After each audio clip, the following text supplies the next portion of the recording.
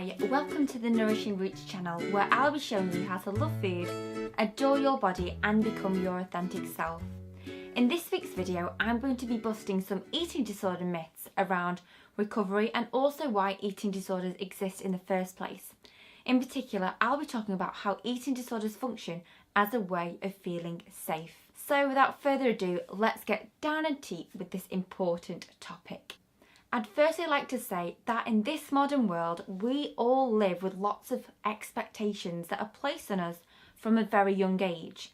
Firstly, we go to preschool, then we go to school, then we go to college, university, then we get a job, and then there's extra professional activities, and before you know it, you're in a world where there's loads of expectations and also competition.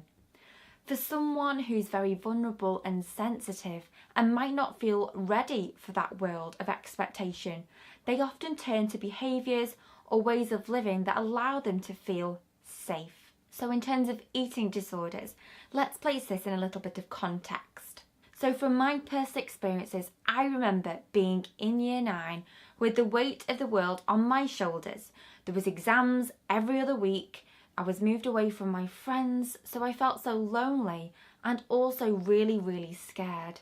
I didn't feel ready for the adult world, and on top of that, I was always doing music, running and athletics, and doing competitions left, right and centre for everything. I felt that my life was based on numbers already, and I also felt as though I was being judged constantly. I also felt I was being judged from the way I looked. And as a teenager back then, I probably wasn't under as much pressure as the teenagers are now today, which is even more scary.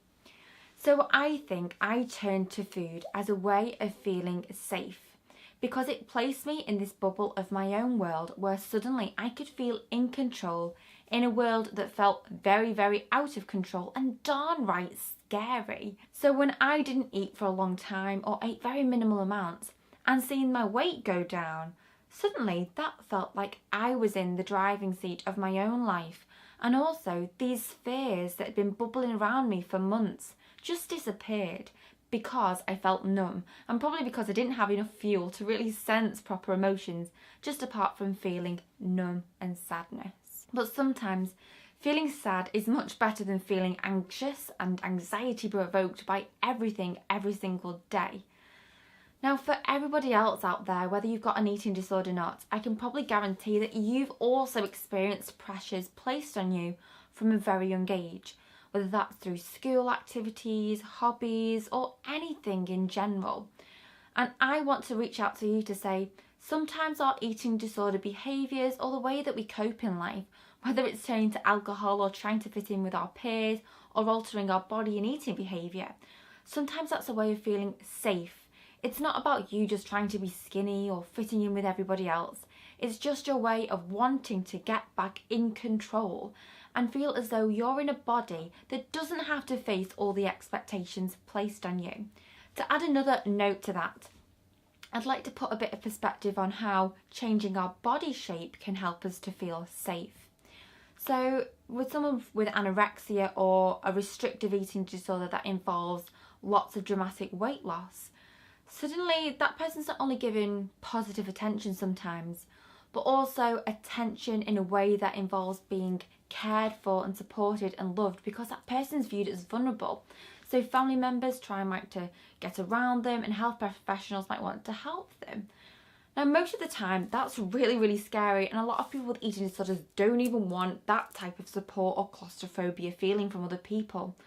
But deep inside, subconsciously, that attention can kind of fuel our fears or need to be loved and the need to feel like we're being taken care of rather than left out on our own in this big wide world that feels really scary. Now, I'm not saying here at all that eating disorders are for attention or are attention seeking in the typical way you might think.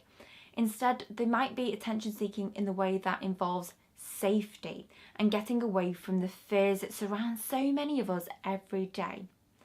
On a final note, I'd also like to mention that when someone's got an eating disorder and has such a focus around food and body weight, it's quite similar to the obsessions many of us have with getting more followers on Instagram and Facebook, getting higher numbers in our bank in terms of our career salaries, and also just trying to be the best and a perfectionist. So if someone's got an eating disorder and they can feel in control of numbers, that's also a form of safety and reassurance that they're doing well in the world. In reality, they're probably, like myself, really harming their bodies and need to re-nourish them. But before we can even think about nourishing the body, we must think about refueling and re-nourishing our mind with love and trying to get people out of this fear mode and needing to feel safe by maladaptive methods. So to do that, we really need to give people more love in the world and actually not place all these expectations of them. But with a $16 billion diet industry and in a world that thrives off people's insecurities, we're probably a long, long way off that. But what you and me can do is start to develop positive messages around food and body and start to reduce these unrealistic expectations placed on people, whether that's in terms of their careers, what they do in their life, and also how they look and weigh on a scale. I really want to start this revolution about feeling empowered to be ourselves, no matter what career we have, or what we look like, or what we weigh on a scale. Everybody's so uniquely different. I want to help you to love yourself from the inside out, and also to eventually help others to do the same. So let's join this Nourishing Roots revolution. And if you've liked this video, it would mean the world if you could subscribe to this channel, or also just visit my website for more hints and tips on eating disorder recovery. You can do that at www.nourishingroots.com.